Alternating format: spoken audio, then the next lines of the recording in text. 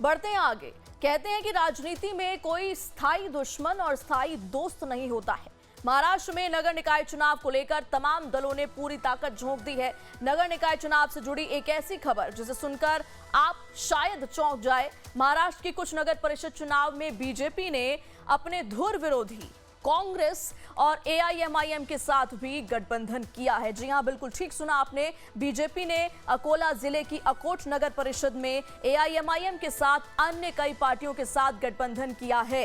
अंबरनाथ में बीजेपी ने कांग्रेस और एनसीपी के साथ चुनाव के बाद समझौता किया। हालांकि सीएम फडणवीस ने साफ किया कि ऐसे गठबंधन पार्टी के सीनियर नेतृत्व को मंजूर नहीं है और ये संगठनात्मक अनुशासन का उल्लंघन है। फडणवीस ने अपने बयान में कहा कि कांग्रेस या एआईएमआईएम के साथ कोई भी गठबंधन स्वीकार नहीं किया जाएगा। बीजेपी के इस गठबंधन को लेकर शिवसेना यूबीटी सांसद संजय राउत ने कहा कि अकोट और अंबरनाथ में जो हुआ वो बीजेपी के व्यवहार को दिखाता है। संजय राउत ने निशाना साधते हुए कहा कि बीजेपी सत्ता हथियाने के लिए किसी के भी साथ गठबंधन कर सकती है। तो अकोट और अंबरनाथ में अजीब गठबंधन देखने को मिला है। और ज्यादा जानकारी के लिए सीधा रुख करते हैं मुंबई से हमारे संवाददाता मनीष सिंह जुड़ चुके हैं। मनीष, देखिए, महाराष्ट्र में नगर निकाय चुनाव को लेकर एक तरफ तमाम दल पूरी ताकत झोंक रहे हैं, लेकिन एक अजीबोगरीब सा गठबंधन देखने को मिल रहा है। दो सीटें ऐसी हैं, दो जगह ऐसे हैं जहां पर कि बीजेपी, कांग्रेस और एआईएमआईएम जो कि धुर विरोधी माने जाते हैं, उनके साथ गठबंधन कर रहे हैं।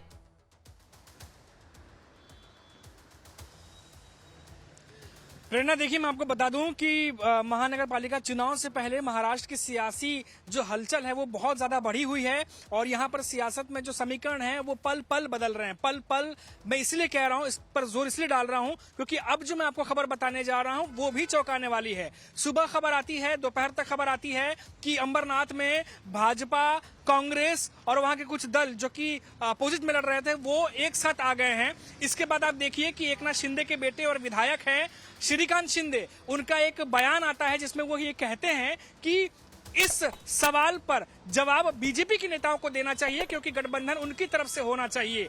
अब जो ताजा खबर आ रही है उसके मुताबिक खुद कांग्रेस के नेताओं ने, सचिन सावंत जो कि प्रवक्ता हैं, सोशल मीडिया पर ट्वीट करके ये बताया है कि किसी भी तरह का गठबंधन नहीं हुआ है। सुबह खबर आती है कि गठबंधन हुआ है, कई नेताओं का रिएक्शन आता है, लेकिन अभी थोड़ी देर पहले, आधे घंटे के भीतर यह खबर आती है कांग्रेस की तरफ से कि कोई गठबंधन नहीं हुआ है। तो आप देखिए कि कितनी तेजी से सियासी समीकरण बदल रहे हैं। मैं आपको बता दूं कि अभी थोड़ी देर पहले, 40 से 45 मिनट पहले, जो बीजेपी के प्रेसिडेंट है अमित साटम, उनकी एक प्रेस कॉन्फ्रेंस चल रही थी। उस प्रेस कॉन्फ्रेंस में भी जब हमने उनसे हमने ये पूछने की कोशिश की कि ये जो गठबंधन सामने आया इस पर आप क्या कहेंगे, तो उन्होंने भी यही कहा कि महाराष्ट्र के सीएम देवेंद्र फडणवीस ने पहले ही ये बातें कह दी हैं कि लोकल लेवल पर कोई अपने लेवल पर फैसले करके अगर ऐसे गठबंधन कर रहा है तो वो मान्य नहीं होंगे और उस पर आगे क्या कार्रवाई होगी या क्या किया जाएगा वो आगे प्रमुख नेता ही फैसला करेंगे। तो एक तरीके से अमित साटम जो कि खुद बीजेपी के जो प्रेसिडेंट है मुंबई के, जो इस समय पूरी चुनावी कमान अपने हाथ में लिए हुए हैं, वो भी इस मामले से कहीं ना कहीं दूरी बना लिए। तो लग रहा है कि कहीं ना कहीं प्रेशर पॉलिटिक्स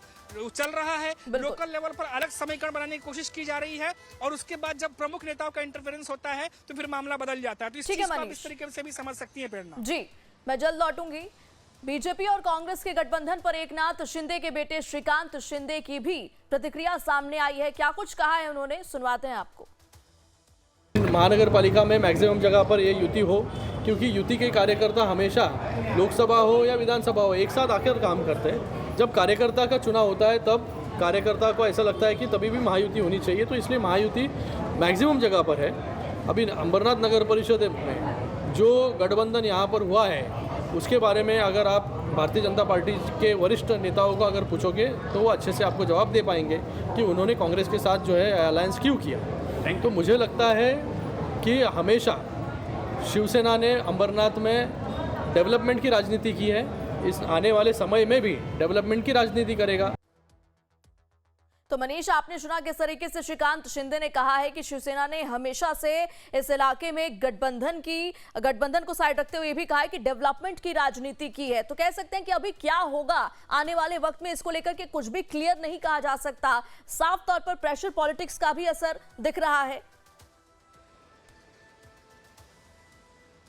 बिल्कुल प्रेरणा, देखिए ये बात सिर्फ एक जगह की नहीं है। अगर अंबरनाथ में अगर ऐसा कोई मामला हो गया होता तो आप सोचिए, क्योंकि अभी बीएमसी इलेक्शन बाकी है, उसके अलावा मुंबई से सटे हुए कई अन्य इलाके हैं, वसई विरार है जहां पर इलेक्शन बाकी हैं, 29 महानगर पालिका के चुनाव बाकी हैं, उन पर क्या असर होता, क्योंकि लोकल लेवल पे समीकरण लगातार बदल रहे हैं। अभी हम सुबह ही चर्चा कर रहे थे कि कैसे एमएनएस में राज ठाकरे, उद्धव ठाकरे के साथ आने के बाद एमएनएस से कई कार्यकर्ता बीजेपी में चले गए हैं, और कल दोपहर में भी देखा गया कि कई सारे पदाधिकारी कार्यकर्ता एकनाथ शिंदे की पार्टी में चले गए हैं। तो लोकल लेवल पर जो नेता हैं, जो कॉर्पोरेटर है या जो कार्यकर्ता है, वो इस महानगर पालिका के चुनाव में बहुत सारे फैसले लोकल लेवल पर भी लिए जा रहे हैं, लेकिन उसका ऊपर लेवल पर या पूरे महाराष्ट्र के लेवल पर क्या असर पड़ेगा, उसको लेके भी चिंता प्रमुख नेताओं की बढ़ी हुई है। और इसीलिए ये जो बद्रीनाथ वाली खबर आई, आप देखिए कि तुरंत प्रमुख नेताओं की तरफ से खंडन किया गया, और इस बात को तुरंत आज कांग्रेस की तरफ से कह दिया गया कि हमारी तरफ से कोई ऐसा गठबंधन है ही नहीं, उनकी तरफ से भी जो है इसको खंडन कर दिया गया है। जी प्रेरणा, बिल्कुल, तो अभी कुछ भी कह पाना आसान नहीं होगा।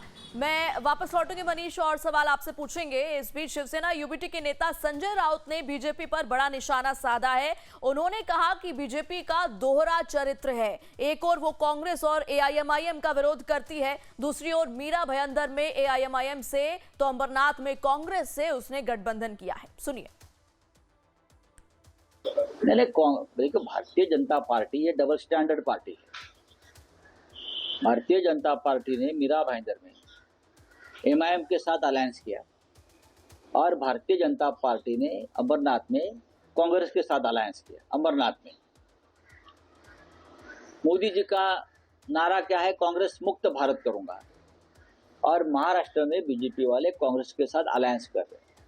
तो मैंने कहा ना, ये दो मुंह वाले डबल स्टैंडर्ड लोग हैं, उनके ऊपर विश्वास मत रखो। तो मनीष, साफ तौर पर बैठे बिठाए विपक्ष को जरूर एक मौका मिल गया है। बेशक शीर्ष नेतृत्व की तरफ से इस गठबंधन पर मनाही कर दी गई है कि इस तरीके का कोई गठबंधन नहीं होगा, लेकिन संजय राउत कह रहे हैं कि बीजेपी का जो चरित्र है वो दोहरा है, डबल स्टैंडर्ड है। प्रेरणा, देखिए इस समय अगर हम बात करें पार्टियों की, तो कोई भी पार्टी इस समय इंडिविजुअल है या नहीं है, इस पर अभी बहुत बड़ा अब रहस्य बन गया है। क्योंकि आप देखिए सियासत में कि हर पार्टी का नेता एक दूसरे पार्टी में जा रहा है, दल बदल की राजनीति चल रही है, तो ऐसे में खिचड़ी सी बनी हुई है महाराष्ट्र की सियासत में। अभी मीरा भाईंदर का जिक्र जैसे हुआ है, आपको बता दें कि मीरा भाईंदर जो शहर है वो मुंबई से सटा हुआ इलाका है, ठाणे के एरिया में आता है। वहां भी बीजेपी वर्सेस एकनाथ शिंदे की शिवसेना के भीतर अंदर ही अंदर बहुत ज्यादा वहां भी खींचतान है। खुलकर नेता नहीं बोल रहे, लेकिन जो कैंडिडेट्स हैं उनके बीच में जो मुकाबला है जिस तरीके से, वो तो यही दर्शा रहा है। प्रेरणा, आपको बता दूं कि जो ठाणे शहर है वो एकनाथ शिंदे का गढ़ है। नवी मुंबई, आप देखिए लगातार नवी मुंबई और ठाणे में एकनाथ शिंदे जो है वो दौरा कर रहे हैं। ऐसे में बीजेपी के नेता जो कि सालों से वहां मेहनत कर रहे हैं, उन्हें ये लग रहा है कि शायद यही सही मौका है जब हम भी चुनाव में सामने आके लड़े, क्योंकि ज्यादा सीटें जीत रहे हैं, वो निकाय चुनाव में जीते, विधानसभा में जीते, तो ये बेहतर पल लग रहा है। हो सकता है कि पार्टी के भीतर बहुत कुछ चल रहा हो, वहां पर कई नेता ऊपर आना चाह रहे हो, जिसकी वजह से भी ये लोकल लेवल की जो सियासत है वो देखने को मिल रही है। लेकिन होगा वही जो प्रमुख आला कमान चाहेगा, इसीलिए शायद जो सुबह खबर आई वो दोपहर आते में दब गई। जी बिल्कुल, इन तमाम जानकारियों के लिए आपका बहुत बहुत शुक्रिया।